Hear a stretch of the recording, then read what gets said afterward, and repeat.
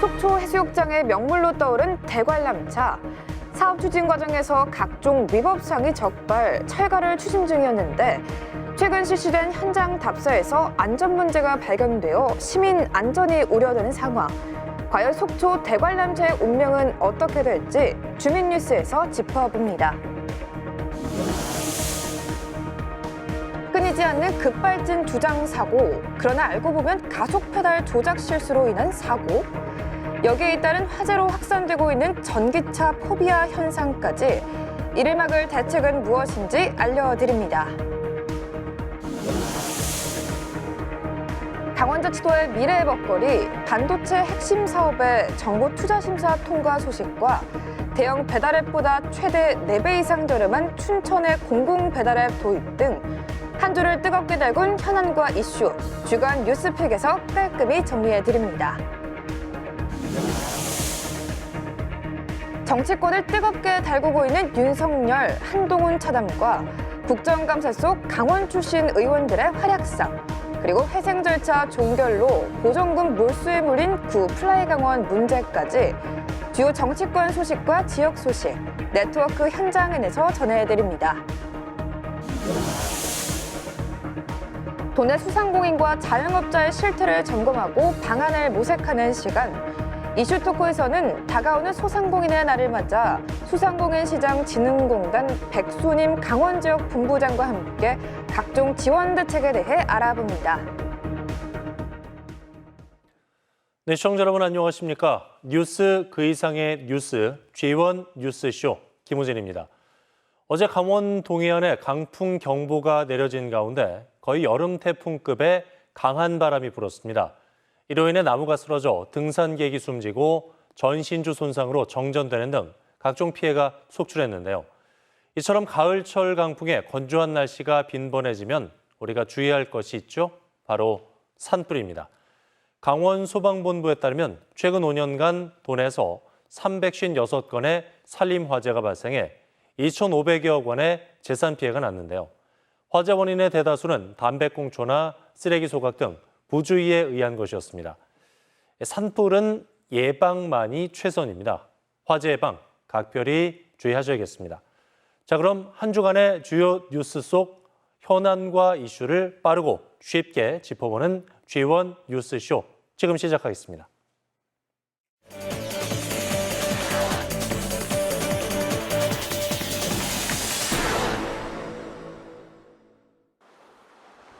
지난 2022년 속초해수욕장에 조성돼 지역 랜드마크로 떠오른 대관람차. 지난해 행정안전부 감사에서 사업 인허가 과정은 물론 공사 과정에서도 공유 수면을 침범하는 등의 각종 위법 사안이 적발됐습니다. 속초시는 감사 결과 등을 토대로 원상 회복 등 모두 11건의 행정처분을 실시했습니다. 하지만 지난 7월 법원이 대관람차 업체가 낸 행정처분 집행정지를 인용하면서 대관람차는 현재 정상 영업 중입니다. 법원이 대관람차 업체 측의 영업 손실을 우려해 1심 판결 전까지 운행을 해도 무방하다고 판단했기 때문입니다.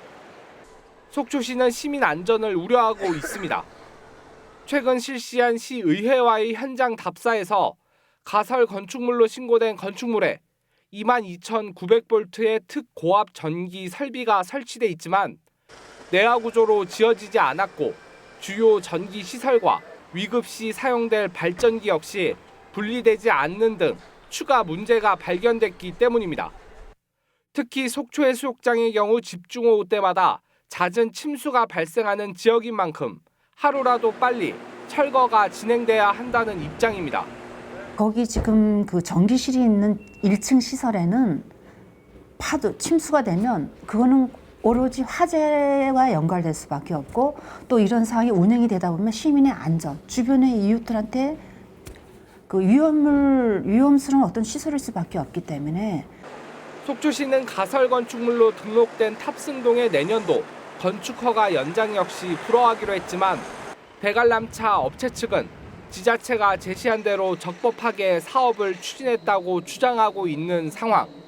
한편 대관람차 조성 사업 과정에서 특정 업체에 특혜를 주고 관련 법령을 어긴 채 관광시설을 설치하도록 한 혐의로 불구속 기소된 김철수 전 시장 등에 대한 첫 재판은 다음 달 7일 열립니다.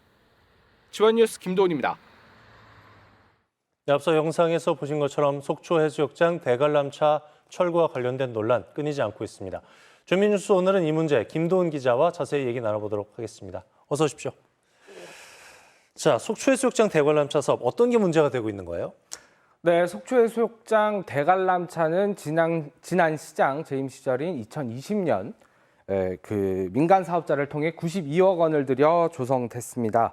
2020년 공사를 완료하고 현재 운영 중인데요. 네. 지난해 행정안전부 감찰 결과 인허가 과정에서 각종 법령을 위반한 사실이 확인이 됐습니다.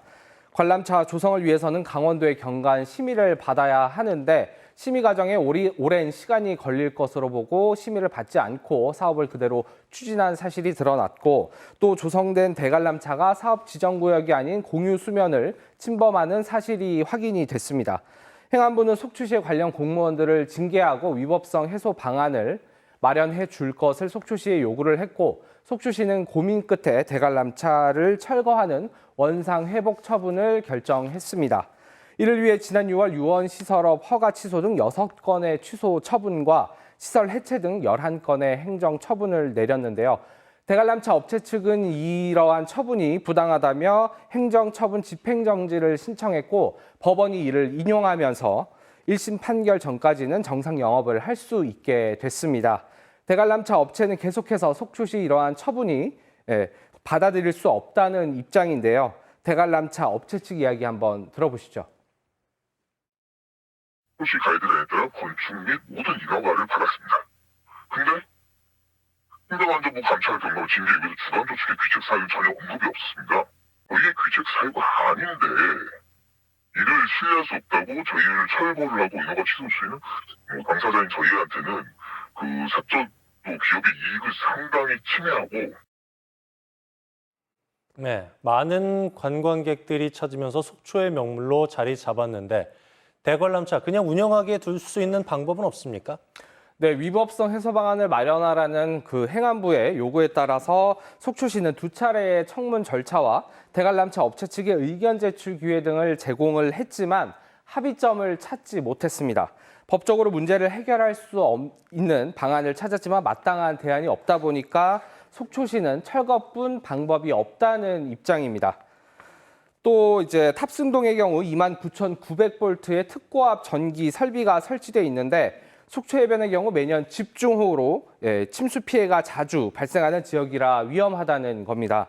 가설 건축물로 허가를 받아서 이미 고압전류 시설이 설치되면 안 되는 상황인데다 건물의 내화 구조도 갖춰지지 않았고 전기 설비에 이상이 발생할 경우 사용될 비상 발전기도 분리되지 않은 채로 설치돼 있어서 여러 가지 문제로 이용객과 시민들의 안전이 우려된다는 입장입니다.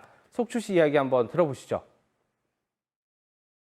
공유 수면의 자연녹지 지역에는 대관람차라는 유락시설이 법적으로 들어올 수가 없기 때문에 어떠한 치유할 수 있는 방법이 없어요. 법령을 위반했기 때문에 거기는 그거를 철거할 수밖에 없다라는 저희 속초시 입장이고 두 번째로는 시민의 안전과 직결되어 있는 시설에 문제점이 있다는 겁니다.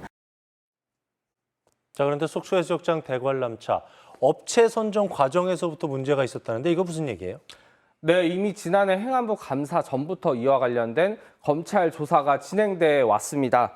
검찰에 따르면 김철수 전 시장 등은 지난 2020년 속초해수욕장 대관람차 조성 사업 과정에서 특정 업체에 특혜를 주고 관련 법령을 어긴 채 관광시설을 설치하도록 한 혐의를 받고 있습니다. 검찰은 또 사업 추진 과정에서 회사 자본금을 은행에 납입해 대출금을 편취하고 회사 자금을 계열사에 부당 지원한 혐의 등으로 대관람차 업체 관계자 2명을 각각 불구속 기소했습니다. 이와 관련된 첫 재판은 다음 달 7일 열릴 예정입니다. 이제 속초 대관람차의 운명 앞으로는 어떻게 되는 거예요? 네, 속초시가 대관람차 철거를 위해 내린 처분에 대한 행정 재판도 조만간 열릴 것으로 보이는데요. 재판이 어느 정도 진행이 돼야 철거 여부와 시기에 대한 구체적인 윤곽이 나올 것으로 보입니다. 업체 측은 당시 행정의 판단과 지시에 따라 사업을 진행을 했고 20년간 운영 후 속초시에 기부 체납하는 만큼 이 또한 속초시의 재산이라고 주장을 하고 있는데요. 위법한 조성으로 불법 시설이 됐지만 이미 지역 랜드마크로 자리 잡은 만큼 또 다른 대안은 없는지 사업 시작 단계부터 좀 잘 진행될 수는 없었는지 이와 관련된 논쟁은 앞으로도 좀 계속될 것으로 보입니다. 네, 오늘 말씀 여기까지 됐죠. 지금까지 주민뉴스 김도훈 기자와 얘기 나눠봤습니다. 오늘 말씀 잘 들었습니다. 어느 날 주차장에서 시동을 걸었는데 갑자기 차가 휘잉 하고 날아가듯 움직인다면, 내리막길에서 브레이크를 밟았지만 차가 멈추지 않는다면 이게 바로 급발진입니다. 상상만으로도 깜짝 놀랄 일이죠. 그런데 왜 이런 일이 계속 일어나는 걸까요? 최근 급발진 사고는 끊임없이 뉴스에 오르내리고 있는데요. 이에 대한 원인은 크게 두 가지로 볼 수 있습니다. 기계적 결함, 차량의 전자제어 장치나 센서가 오작동하거나 연료 공급 시스템이나 스로틀 문제로 운전자가 가속 페달을 밟지 않았는데도 차가 갑자기 속도를 내는 경우입니다. 이는 차량의 소프트웨어 결함으로 발생할 수 있는데요. 특히 전기차는 가속이 빠르고 전자적으로 작동하기 때문에 시스템 오작동이 발생하면 제어가 더 어려울 수 있다는 지적이 있습니다. 운전자 실수, 많은 사고가 운전자의 실수, 즉 브레이크와 가속 페달을 잘못 밟은 경우로 조사되기도 합니다. 특히 사고 직후에 차량의 블랙박스나 기타 데이터를 분석하면 이런 경우가 종종 발견되는데요. 2020년부터 올해 6월까지 최근 5년간 발생한 급발진 의심 사고에 대해 사고 기록 장치, 데이터 등을 분석한 결과 국과수에 접수된 급발진 의심 사고 364건 중 321건은 모두 운전자의 페달 오조작에 의한 것으로 나타났습니다. 이에 따라 급발진 사고를 방지하기 위해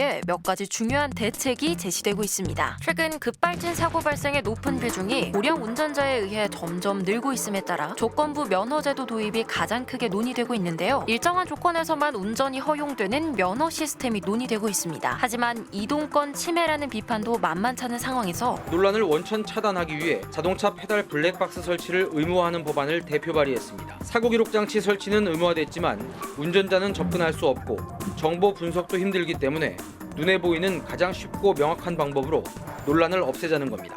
눈으로 확실히 알 수 있는 이런 확실한 방법을 우리가 왜 빨리 하지 않는지 저는 이해가 안 갑니다. 그래서 이번에 이 법을 냈고 반드시 통과시켜서 급발진 사고가 났을 때 선의의 피해자가 생기지 않도록 하겠습니다. 다시 제조물 책임법 개정안을 대표 발의했습니다. 제조물 결함을 소비자가 아닌 제조사가 입증하도록 한 핵심 내용에 몇몇을 더 보완했습니다. 자동차뿐 아니라 고도의 기술력이 있어야 하는 제조물도 포함했고 제조사의 비협조적인 대응을 막기 위해 자료 제출 명령 제도를 도입했습니다.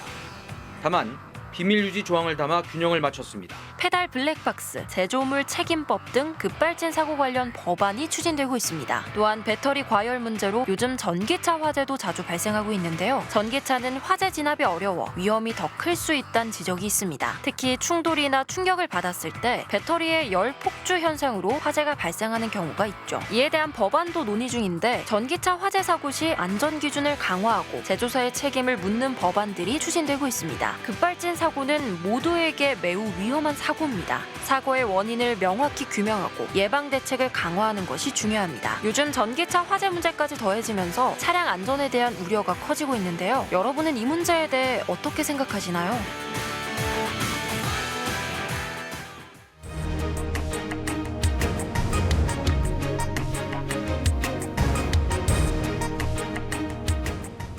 네, 한 주간 뉴스 가운데 가장 뜨거운 현안 이슈를 정리해드리는 주간 뉴스팩 시간입니다. 오늘도 지원방송 보도국 홍서표 보도국장과 얘기 나눠보겠습니다. 어서 오십시오. 네, 안녕하세요. 오늘 첫 번째 뉴스 어떤 뉴스입니까? 네, 오늘 첫 번째는 반도체 클러스터 정부 심사 통과 사업 탄력입니다. 네, 반도체 산업을 집중 육성하려고 하고 있는 강원도 입장에서는 반길 일인데 반도체 관련 핵심 사업입니다. 반도체 소모품 실증센터, 미래차 반도체 신뢰성 검증센터 두 사업 모두 정부 투자 심사를 통과했네요. 맞습니다. 강원자치도가 역점적으로 추진한 사업 중에 대표적인 게 반도체 산업 육성입니다. 그래서 이번에 통과된 그 사업은 두 가지인데요. 반도체 소모품 실증센터 그리고 미래차 전장 부품 시스템 반도체 신뢰성 검증센터 구축 사업입니다. 이게 이제 최근에 제3차 정부 지방재정 투자 중앙투자심사위원회를 통과한 건데요. 이 두 센터 모두 조성은 원주 불온산단에 만들어지게 됩니다. 그 두 센터를 조금 설명을 드리면 소모품 실증센터 같은 경우는 이제 국내 반도체 공정용 세라믹 소모품의 성능 검증 그리고 양산 단계의 실증 테스트를 지원하는 센터인데요. 한 427억 정도 투입될 예정입니다. 두 번째 신뢰성 검증 센터는 반도체 설계부터 단품 그리고 모듈 시스템까지 전 분야의 통합 원스텝 지원 사업을 구축하는 건데요. 여기에도 한 350억 정도 투입될 예정입니다. 이제 이번 심사 통과는 장비 구축 계획과 관련 그런 그 기업 협력, 그다음에 사업 운영 방안 등을 종합적으로 검토한 결과이기 때문에 이 심사에 통과했다는 것은 어느 정도 사업성을 정부가 인정해줬다 이렇게 평가할 수 있겠습니다. 그러게요. 강원도 반도체 클러스터 조성 사업 이 두 사업 모두 중앙투자심사 통과한 건데 이게 큰 산을 넘었다고 봐도 될 것 같은데 어떻게 봐야 될까요? 네, 그렇게 봐도 될 것 같습니다. 일단 강원다치도의 평가를 보면 이번 중투 통과로 반도체 테스트베드 구축이 본격화할 수 있는 터전을 마련했다 이렇게 평가를 하고 있고요. 특히 이제 센터가 구축이 되면 그 강원도 반도체 산업 촉진은 물론이고 관련 기업의 원주 유치 그리고 일자리 창출 이어서 연계되는 지역경제 효과 시너지 이런 것들을 기대할 수 있을 것 같습니다. 이와 관련해서 김진태 강원특별자치도지사가 여기에 대한 좀 입장을 냈는데 간략히 정리해 드리면 정부가 반도체 사업의 필요성과 타당성을 인정한 것이다. 그래서 반도체 산업 생태계를 차근차근 조성하겠다라고 약속을 했습니다. 모쪼록 좀 반도체 사업 전반에 탄력이 좀 붙어가지고 양질의 일자리가 좀 많이 생겼으면 좋겠어요. 네. 다음 뉴스 어떤 뉴스입니까? 네, 두 번째는 원주 27년 된 고도 제한 완화해야입니다. 원주하면은 도내 최다 인구 도시고 발전 속도가 굉장히 빠른 도시 아니겠습니까? 맞습니다. 최근 지역 개발의 걸림돌인 고도 제한 완화를 촉구하는 목소리가 거세지고 있다고 해요. 네, 그렇습니다. 원주는 우리 시청자 여러분들 다 아시다시피 강원도 인구수가 가장 많고 최대 도시 규모가 가장 큰 강원도 최대 도시입니다. 근데 그 원주도 아직 과거의 규제로 지역 발전에 걸림돌이 되고 있는 부분들이 있는데 그 중에 이제 고도 제한도 하나에 포함이 됩니다. 이제 예를 들어서 지난 1997년 흥엄면을 시작으로 해서 방곡동 일대에서 원주의 5개 행정구역 110만 제곱미터가 고도 제한 구역으로 지금 묶여 있거든요. 근데 이 지역에서는 15층 이상의 아파트를 지을 수가 없습니다. 그런데 현장을 가보면 불과 1km 떨어진 곳, 그러니까 육안으로 저 건너편 정도가 되겠죠. 거기에는 현재 20층 이상의 아파트가 지어졌고 또 20층 이상 아파트가 지어질 예정입니다. 그러다 보니까 이제 고도 제한 지역에 있는 주민들은 이제 재산권 행사에 문제가 발생할 수 있고 형평성 문제를 제기하고 있는 거고요. 그리고 이런 불합리한 부분을 좀 다시 한번 검토해야 되지 않냐라는 것이 오래된 고도 제한을 다시 검토해야 된다는 지역의 목소리라고 할 수 있겠습니다. 고도지구 완화 문제는 원주만의 문제는 아닐 것 같은데 맞습니다. 네네. 다른 곳은 어떻게 대처하고 있어요? 저희가 이 취재 때문에 대표적으로 서울과 부산 최근에 서울과 부산 사례를 좀 봤는데 서울에 같은 경우는 올 초에 50년 된 고도지구를 전면 개편을 했고요. 부산도 지금 고도지구 완화 등 현실에 맞는 도시관리 계획을 다시 정비를 추진하고 있는 걸로 확인이 됐습니다. 이와 관련해서 이제 심영미 원주시 의원이 시의회 5분 자유 발언을 통해서도 이런 부분을 지적을 했는데요. 고도지구 제한이 지역 발전을 저해하는 만큼 합리적인 정비가 필요하다라고 주장을 하기도 했습니다. 요즘 충분한 검토를 통해서 지역 발전을 위한 방향으로 가닥이 좀 잡혔으면 좋겠다는 생각입니다. 자, 주간 뉴스픽 마지막 픽한 뉴스 어떤 뉴스예요? 네, 춘천 공공앱 땡겨요 오픈 소상공인 지원입니다. 네, 요즘에 자영업하시는 분들은 월세보다도 배달 수수료가 더 맞습니다. 무섭다 이런 우스갯소리를 하곤 하는데 춘천시가 대형 배달앱보다 최대 4배 이상 저렴한 공공 배달앱 도입했죠? 네, 최근에 춘천시가 이런 앱을 하나 만들었는데요. 보통 이제 배달앱을 사용하게 되면 비싼 수수료가 항상 논란입니다. 정부도 이런 그 대형 배달 앱에 대해서 수수료 인하 방침을 세웠지만 아직까지 이렇다 할 체감할 수 있는 수수료 인하는 나오지 않은 상황인데요. 이런 가운데 춘천시가 신한은행과 손을 잡고 배달앱, 공공 배달앱 땡겨요. 이름은 땡겨요라고 지었는데요.를 출시를 했습니다. 이게 수수료를 어쨌든 대폭 낮췄다라는 것이 강점으로 보시면 될 것 같은데요. 가령 2만 원 치킨 한 마리를 주문하면 대형 배달앱에서는 점주에게 배달료 등등 해서 6천 원 정도의 수수료를 가지고 간다고 하는데 이 땡겨요 같은 경우는 한 500원 정도면 해결이 된다고 하거든요. 그러니까 점주 부담의 수수료를 좀 낮춰서 수익을 높여주는 그런 효과가 기대가 됩니다. 입소문 타면서 가맹점하고 가입자 수가 많이 늘었다고요? 네, 그렇습니다. 이게 춘천시가 본격적인 땡겨요 출시를 하고 나서 홍보를 하고 난 뒤에 가맹점은 한 800여 곳, 그리고 가입 회원 수는 한 17,000여 명 정도 가입한 걸로 확인이 됐는데 그게 또 며칠 전 얘기니까 지금은 더 많이 또 늘어났을 것 같습니다. 그래서 춘천시는 이 땡겨요에 대한 홍보를 좀 강화하기 위해서 뭐 할인 프로모션 쿠폰, 할인 쿠폰 등 이런 프로모션을 진행하는 등 이제 땡겨요 홍보를 계속 강화해서 나갈 계획에 있습니다. 네. 최근에 국정감사에서도 이 유명 배달앱의 과도한 수수료 문제가 지적이 됐었는데 앞으로 소상공인과 자영업자를 보호하고 또 진흥하는 정책들이 좀 더 늘어나길 바라겠습니다. 지금까지 주간 뉴스픽 홍서표 보도국장과 얘기 나눠봤습니다. 말씀 잘 들었습니다. 네, 감사합니다.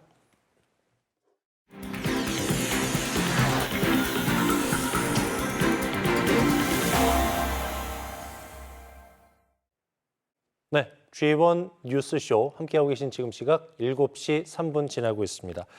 이번 순서는 한 주간 있었던 주요 정치권 소식과 지역 소식 전해드리는 네트워크 현장 N입니다. 오늘은 서울과 영동지사를 한번 연결해 보도록 하겠습니다. 먼저 국회 연결해서 정가 소식부터 알아보죠. 김도환 기자. 네, 국회입니다. 네. 이번 주 정치권의 최대 관심사 역시 윤석열 대통령과 한동훈 국민의힘 당대표의 만남이었던 것 같아요. 네, 지난 월요일 대통령과 여당 대표가 정말 어렵게 만났습니다. 대통령실은 굳이 차담이라고 표현했는데 1시간 20분 정도 진행되고 끝났습니다. 대통령실이나 당대표의 공식 브리핑은 없었고 박정화 당대표 비서실장이 윤 대통령을 만나고 나온 한 대표로부터 들은 내용을 기자들에게 백브리핑 형태로 전했습니다. 박 비서실장은 한 대표가 대통령에게 나빠지고 있는 민심과 여론 상황에 따른 과감한 변화와 쇄신의 필요성, 또 김건희 여사 이슈를 풀기 위한 인적 쇄신 등을 전했다고 밝혔습니다. 예상됐던 이슈고 또 예상했던 대로 잘 풀리지 않은 듯합니다. 한동훈 대표는 빈손으로 돌아왔고 국정 방향이나 김건희 여사 이슈에 대한 입장 차이가 아주 크다는 걸 서로 또 국민도 확인하는 정도인 듯합니다. 만남에서 어떤 이야기가 오갔고 어떤 반응을 보였는지는 언론을 통해 보도되고 있습니다.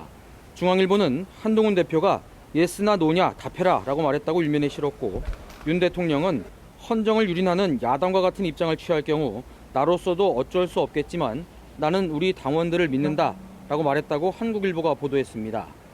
당 대표나 대통령실 모두 공식 브리핑이 아니라 서로 언론에 내용을 흘리는 방식으로 신경전을 벌이고 있는 겁니다.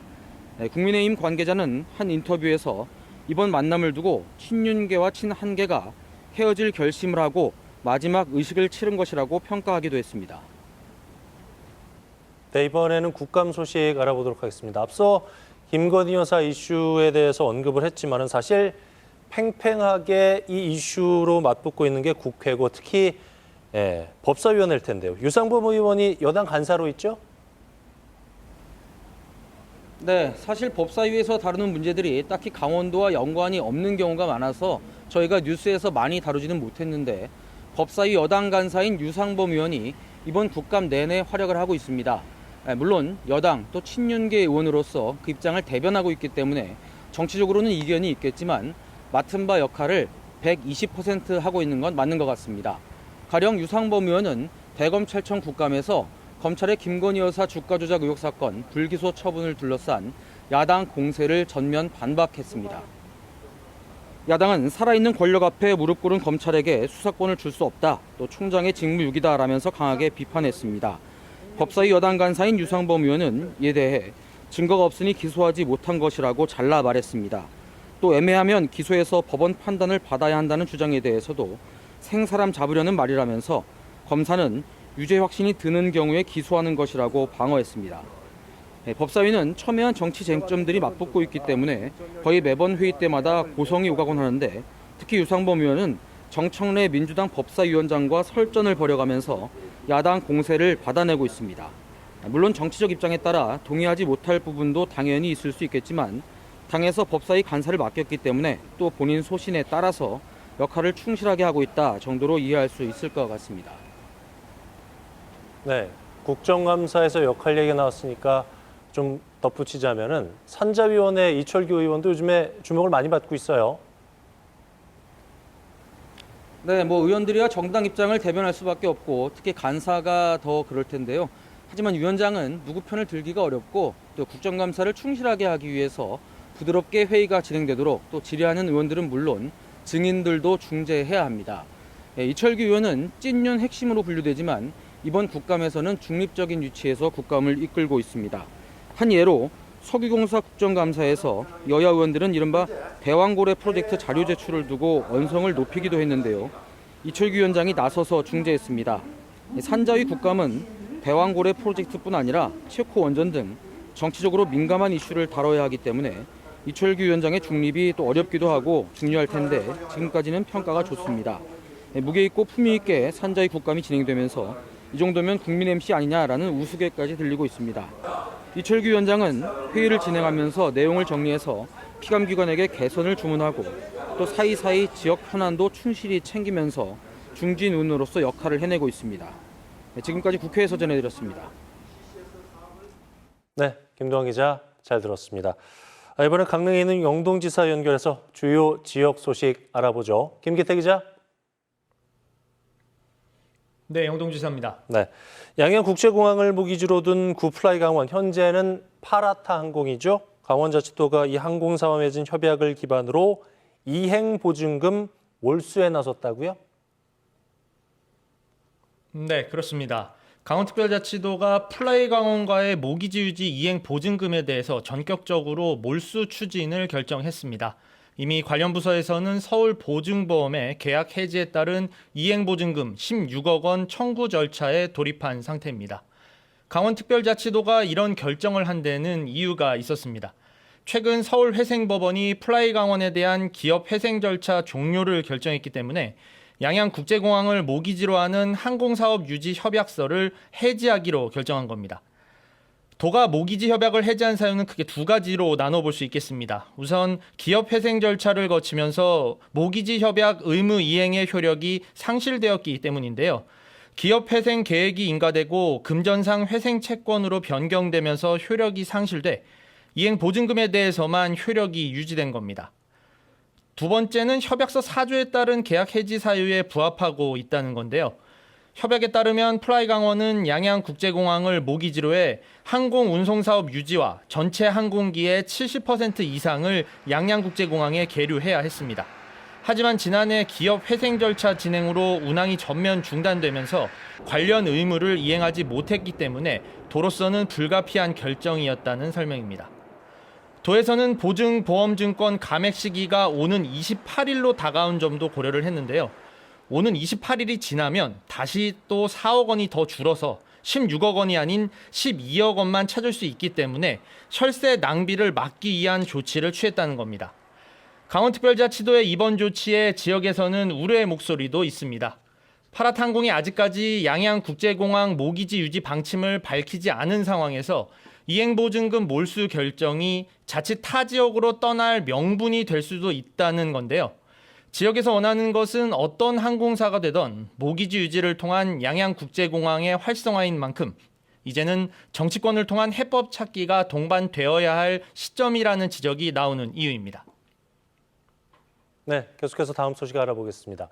동해 삼척을 기반으로 하는 수소 저장 운송 클러스터 사업, 정부의 중앙투자 심사를 통과하면서 관련 사업에 대한 기대감 높아지고 있다고요?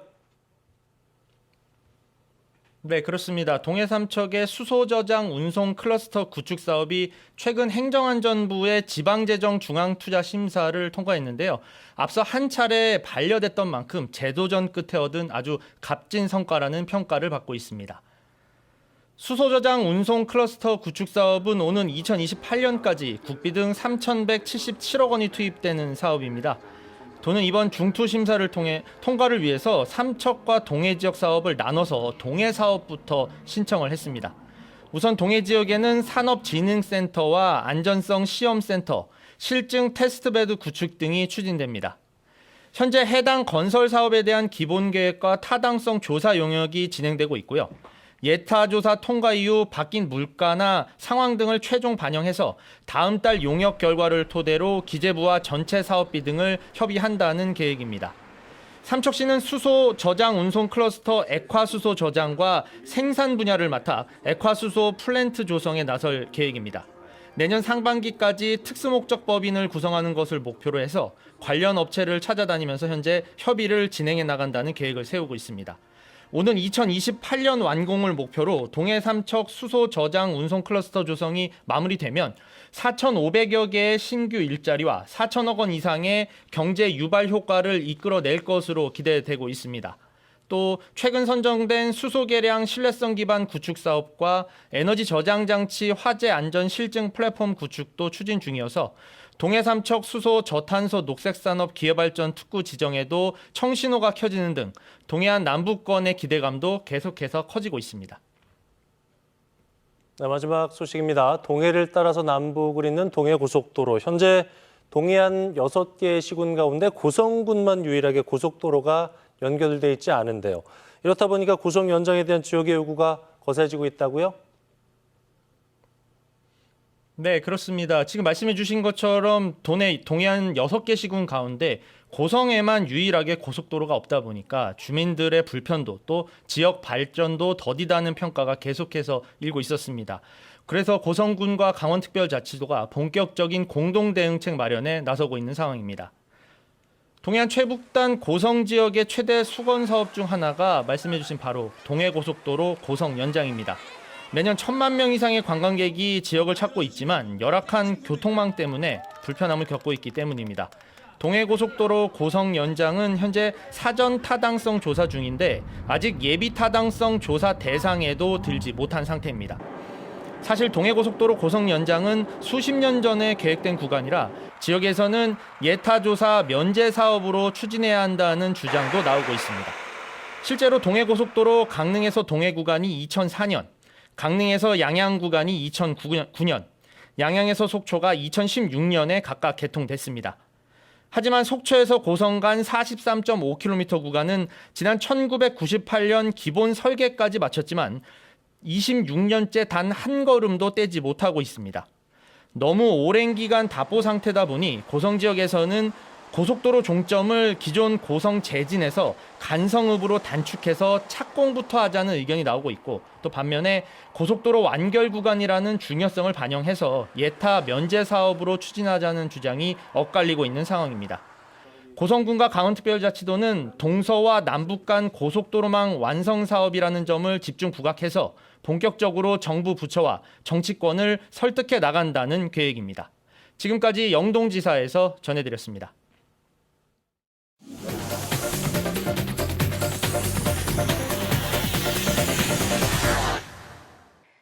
우리의 시선을 확 끄는 흥미진진한 뉴스를 골라 짚어보는 시간, 뉴스쇼 브리핑 아나운서 이가은입니다. 전국 8도에서 올라온 학생들이 하숙집에 모여 울고 웃던 그때 그 시절을 아십니까? 어느 순간 원룸과 고시원에 밀려 사라지던 하숙집이 다시 인기를 끌고 있습니다. 하숙비만 내면 끼니 해결은 기본, 냉난방비에 공과금까지 걱정 없는데요. 게다가 대부분의 하숙집은 직거래로 계약이 이루어지다 보니 소개비나 수수료도 들지 않는다는 점도 큰 장점입니다. 인기 있는 하숙집의 경우 입주 경쟁에 치열해 몇 달을 기다리는 학생들도 있다고 하는데요. 고물가 시대, 대학생들에겐 껑충 뛴 월세도 밥값도 부담스럽기 때문입니다. 춘천 지역 대학가 주변 부동산 자료조사 결과 작년 기준 춘천 대학가 원룸 월세 가격은 평균 34만 원에서 38만 원 수준으로 2022년보다 2, 3만 원 정도 올랐는데요.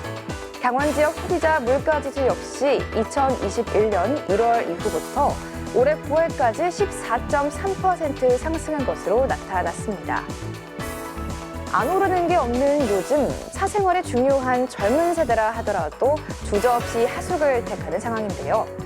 응답하라 하숙집 열풍에 추억이 떠올라 반가운 마음도 들지만 한편으로 고물가의 보금자리까지 위협받는 대학생들의 현실이 쓸쓸하기도 합니다. 모쪼록 우리나라 청년들이 먹고 자는 걱정 없이 꿈을 펼칠 수 있는 든든한 주거 환경이 마련돼야겠습니다. 네, 다음 소식입니다. 여러분은 지갑에 짤랑이는 동전, 빳빳한 지폐 들고 다니시나요? 지갑도 들고 다니지 않는다고요? 그도 그럴 것이 손바닥만한 카드 한 장이면 어디서든 결제가 가능한 요즘. 심지어는 스마트폰 하나면 카드도 필요 없습니다. 갈수록 편리해지는 금융 시스템의 현금은 점점 보기 힘들어지는데요. 한국은행에 따르면 소비자의 현금 이용 비중은 2015년에서 2021년 사이 17.2% 낮아졌고 카드 이용 비중은 같은 기간 중 20.9%나 증가했습니다.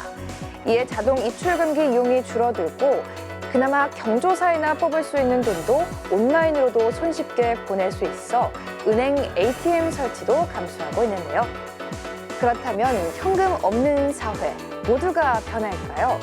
현금만 쓸 수 있는 사람들이 있다면 어떨까요? 실제로 신용카드나 모바일 결제 수단에 접근이 어렵거나 익숙하지 않은 사람들도 적지 않은데요.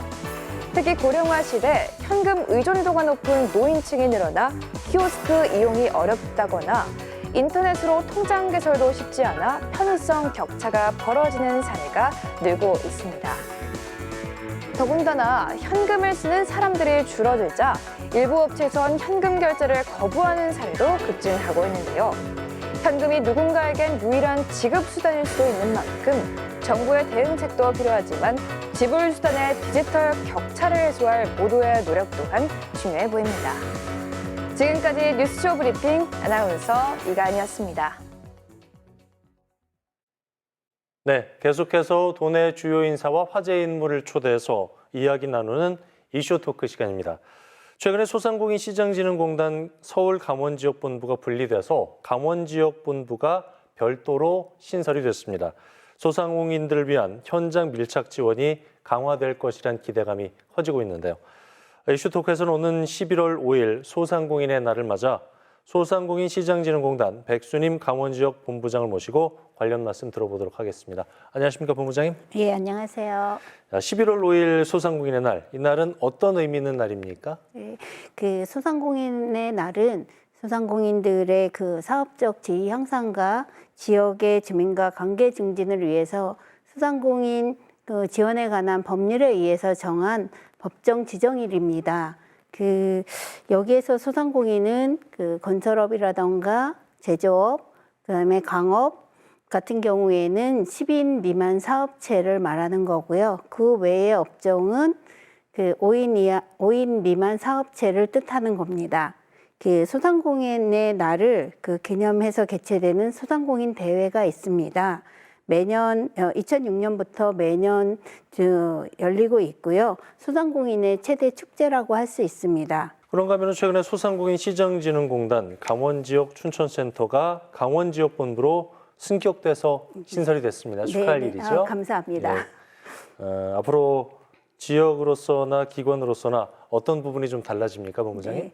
네, 강원지역본부가 신설됨으로 인해서 지역의 좀 특성을 반영한 그 현장 서비스가 좀 강화가 될 예정입니다. 그리고 도내 소상공인 및 전통시장 상인분들과 소통을 통해서 현장감 있는 정책을 좀 수립할 수 있게 되었습니다. 또한 강원 도내의 지자체라던가 공공기관, 대학, 협단체들과 네트워크 및 협의체를 좀 구성을 해서요. 소상공인 및 전통시장 상인분들에게 좀 더 나은 다양한 그런 어떤 지원 정책을 함께 수립해서 지원하고자 합니다. 네. 일반적으로 이제 소상공인 하면은 직원 5명 미만을 고용한 사업자 그리고 영세한 자영업자 등이 여기 해당이 되는데 도내 소상공인 사업체나 자영업자 규모는 어느 정도 됩니까? 22년 좀 통계 기준으로 강원도 전체 사업체 수의 한 88%가 소상공인 사업체입니다. 대략 숫자로는 한 23만 4,314개 정도 되고요. 종사자는 32만 8,885명으로 강원도 전체 인구 대비 한 21.2%가 소상공인에 해당이 됩니다. 결국은 강원도 내에 소상공인이 경제의 중심을 을 이루고 있는 가장 중요한 좀 위치에 있다라고 보시면 됩니다. 네, 그렇군요. 소상공인 시장진흥공단 이름만 들어도 어떤 일을 하는 곳인지 대충 짐작은 네. 가는데 어떤 분들을 어떤 방법으로 돕고 계세요? 지금 뭐 저희 공단 같은 경우에는 소상공인 및 전통시장을 좀 생애 주기별로 좀 지원을 하고 있습니다. 네. 그 중에 좀 가장 관심이 많은 뭐 지원 제도는 정책 자금을 가장 관심이 많아 하시는데요. 뭐 수출하는 기업이라던가 매출이 좀 오르고 있는 기업, 그다음에 그 스마트 기술을 좀 활용하거나 온라인으로 활용하는 기업을 대상으로 정책 자금을 좀 지원하는 자금이 있고요. 그거 외에 뭐 소공인 특화 자금이라던가 청년 고용 연계 자금 같은 경우에는 그 저희 은행과 협력을 통해서 은행을 통해서 하는 대리 대출이 있습니다. 네. 예, 그 다음에 또 한 가지는 이제 창업을 준비하시는 분들이 있어요. 저희가 생애 주기별로 지원을 하다 보니까 창업을 준비하는 예비 창업자 대상으로는 그 상권 분석 서비스를 제공을 통해서 창업자가 스스로 창업 자가 진단도 할 수 있고요. 그다음에 상권 분석이라든가 시장 분석에 대한 정보도 제공받으실 수 있고 임대료 현황이라든가 매출 지수, 배달 지수 등 창업에 좀 필요한 유용한 정보를 좀 제공을 받을 수 있습니다. 또한 그 사업성이 높은 예비 창업자를 대상으로 해서 상담 코칭도 하고 그다음에 그 창업 교육도 하고 그 사업화 자금을 지원을 하고 있는 신사업 창업 사관학교 학교가 있어서 예비 창업자를 지원을 하고 있습니다. 네. 뭐 또 저희가 그 성장하는 소상공인도 지원을 하고 있습니다. 아마 강원도는 사실 로컬 크리에이터가 굉장히 강한 곳인데요. 그런 로컬 크리에이터 지원 사업도 있고 강원 소상공인도 저희가 지원을 하고 있고요. 많이 좀 들어보셨던 백년가게, 백년소공인도 저희가 좀 지원을 하고 있고 음식점 가시면 많이 보이시는 뭐 키오스크라던가 네. 그 스마트 오더 이런 스마트 기술 보급 사업도 저희가 지원을 하고 있고요.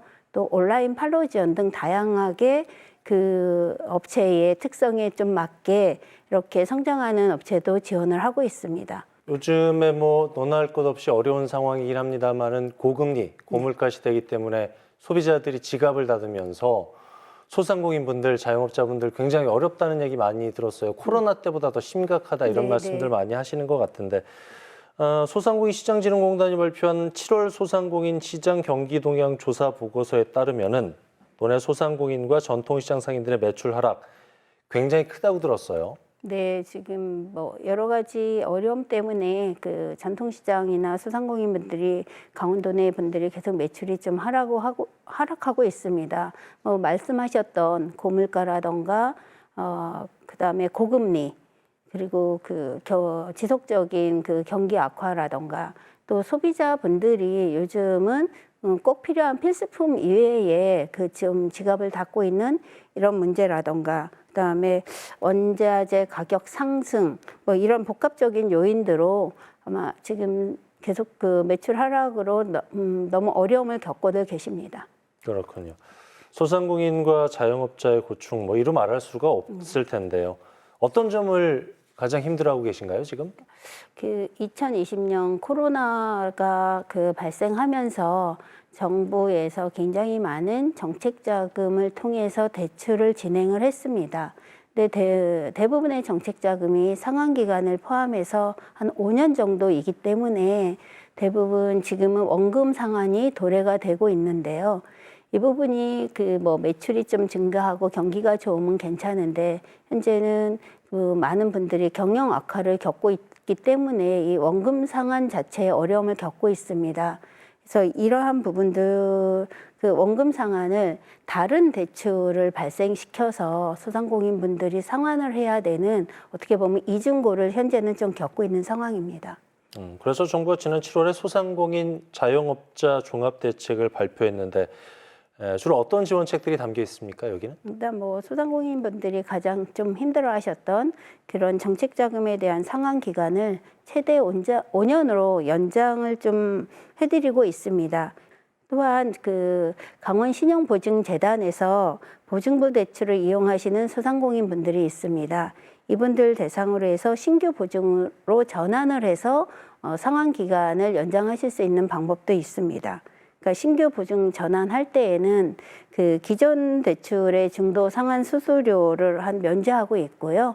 신용등급 744점 이하이신 경우에는 한 그 보증 이율을 한 2% 좀 인하해서 지원을 하고 있습니다. 근데 이 부분 좀 주의하셔야 될 거는 신용보증 전환하는 경우에 그 대출이 정책자금 대출에서 일반 은행 대출로 좀 바뀌는 겁니다. 네. 그러다 보니까 그 개인 신용도에 따라서 대출 금리가 좀 다르게 적용이 되기 때문에 이 그러니까 신규 보증 전환을 좀 고려하실 경우에는 개인의 여건을 좀 많이 한번 확인을 하시고 진행하시는 게 좋겠습니다. 네. 정부가 소상공인 또 자영업자 종합대책 중에 하나인 새출발기금 확대 방안을 앞당겨서 지난달 10일부터 조기 시행을 하고 있습니다. 이 정책에 대해서 궁금하신 분들이 좀 많으실 것 같은데 대상자 그리고 지원 내용 등에 대해서 설명을 좀 해주실까요? 네. 새출발기금은 개인 사업자나 법인 사업자가 그 법인 소상공인이 보유하고 있는 금융권 대출의 상환 기간을 늘려주거나 금리를 좀 낮추는데요. 그 채무 상환이 어려운 분들 대상으로는 원금을 좀 조정해서 도와드리는 채무 조정 제도입니다. 이 새출발기금의 지원 대상은 2020년 4월부터 2024년 6월까지 사업을 영위했던 분들이 대상이고요. 신청 기간은 2026년 그 말까지로 좀 연장을 해서 현재는 정상적인 영업을 하시지만 이후에 아직 이 부실이 좀 될 수도 있기 때문에 그런 부실이 현실화되지 않는 분들에게도 좀 기회를 드리고 있습니다. 그 새출발기금의 신청 및 세부 내용은 그 새출발기금 홈페이지나 신용회복위원회 홈페이지를 좀 참고하시면 되고요. 새출발기금 콜센터는 1600-1378입니다. 그 다음에 신용회복위원회 콜센터는 1600-5500을 통해서 좀 안내를 받으시면 될 것 같습니다. 네. 소상공인 시장진흥공단 강원지역본부의 역할이 옛날에도 막중했고 네. 앞으로 할 일도 많으실 것 같은데 앞으로 소상공인 또 전통시장 상인들을 위해서 어떤 사업들 준비하고 계세요? 그 강원특별자치도 내에 수출에 관심이 있는 소상공인이 있습니다. 이 수출에 관심이 있는 소상공인을 대상으로 그 수출과 관련된 유관기관하고 좀 협력을 통해서 또 수출을 좀 지원할 계획을 갖고 있고요. 그다음에 로컬 크리에이터 간 네트워킹을 좀 강화해서 그 강원도 내의 로컬 크리에이터들이 좀 잘하고 있는 분을 부각도 시키고 그다음에 강한 소상공인으로 좀 성장을 시키는 그런 계획도 좀 있고요. 그다음에 그 강원도 내에는 그 군부대가 좀 많이 주둔을 하고 있습니다. 그래서 군장병 대상으로 저희가 그 창업 교육이라던가 아니면 그 폴리텍 대학하고 연계해서 그 제대 전에 기술 교육을 좀 받아서 그 강원도 내에 여기에 다시 거주할 수 있게 이렇게 또 지금 그 관계기관하고 협력을 좀 추진을 하고 있고요. 지역의 인근에 있는 전통시장이나 상점가에 가서 좀 많이 이용하게 해서 그 상점가에 좀 도움을 드릴 수 있는 이런 계획도 좀 갖고 있습니다. 이제 정리 말씀 드려야 될 시간인데요. 소상공인 또 자영업자분들에게 한 말씀 부탁드릴게요. 요즘 소상공인이나 전통시장 상인분을 너무 어렵다고 저희한테 많이 호소도 합니다. 저희 그 소상공인 강원지역본부는 소상공인과 전통시장이 어려울 때 함께 해결해 나가는 동반자로 언제든 함께 하겠습니다. 네. 요즘에 유행어 가운데 이런 말이 있대요. 아프니까 사장이다. 이런 얘기가 있다고 하는데 우리 경제에 어찌 보면 허리입니다. 소상공인과 자영업자의 고통이 굉장히 심화되고 있죠. 정부와 지자체 그리고 소상공인 시장진흥공단 강원지역본부가 힘을 하나로 모아서 도내 소상공인과 자영업자들이 이 위기를 극복하는 데 많은 힘을 써주시길 부탁드리겠습니다. 소상공인 시장진흥공단 박수림 강원지역본부장과 얘기 나눠봤습니다. 오늘 말씀 고맙습니다. 네, 감사합니다. 네, 오늘 아침은 기온이 뚝 떨어지면서 올가을 들어 가장 쌀쌀했습니다. 아침 저녁으로 부는 싸늘한 바람에 몸도 마음도 움츠러들기 쉬운 요즘인데요. 앞서 얘기 나온 소상공인과 자영업자분들을 비롯해서 지금 힘든 시간을 보내는 분들이 계시다면 모두 함께 힘내서 이 시기를 잘 넘겼으면 좋겠습니다. 뉴스 그 이상의 뉴스, G1 뉴스쇼. 저희가 준비한 소식은 여기까지입니다. 편안한 저녁 시간 보내십시오. 고맙습니다.